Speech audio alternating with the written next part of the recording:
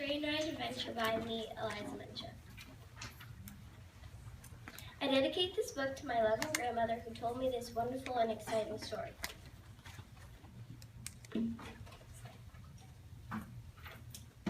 They say these kids were big troublemakers. Whatever they did, they got in trouble for it.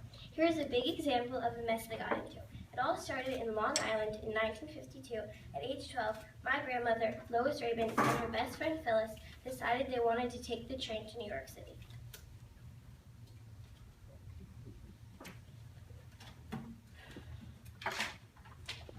Now, before we get any farther, I just want to explain to you how mischievous and curious these kids were.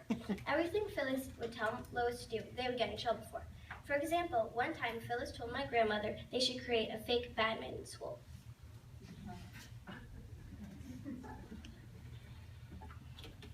People got so invested in it that they actually worried about their badminton grades. They were so worried that someone broke into Phyllis's basement and looked for her report card. Now do you see what I mean? That idea getting put into motion caused a lot of trouble, and there was more trouble to come.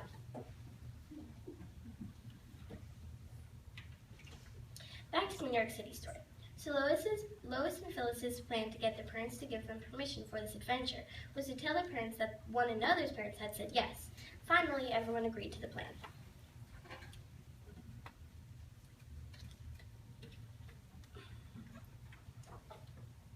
The one thing the kids were told was to get off at Rockaway Station and to switch to a train that brought them to New York City. The next day, Lois and Phyllis went to Hewlett Station and got on the train headed to New York. They made sure to get off at Rockaway and to switch onto the train bound for New York City.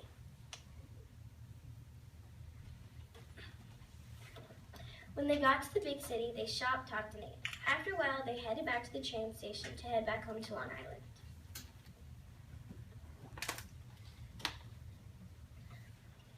After about an hour on the train, Lois got a little worried and was wondering why it was taking so long for the girls to return home. Phyllis, being her self-confident self, said, "It always takes longer on the way back, which makes no logical sense."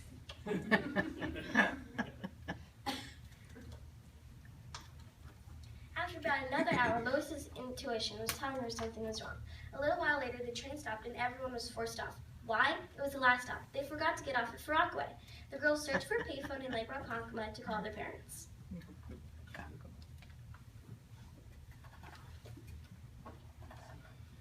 When the parents picked up Lois and Phyllis told them what had happened.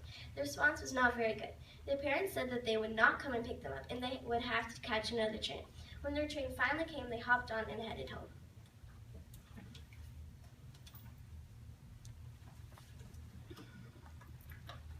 When they got to their houses, you could only imagine they were in a lot of trouble.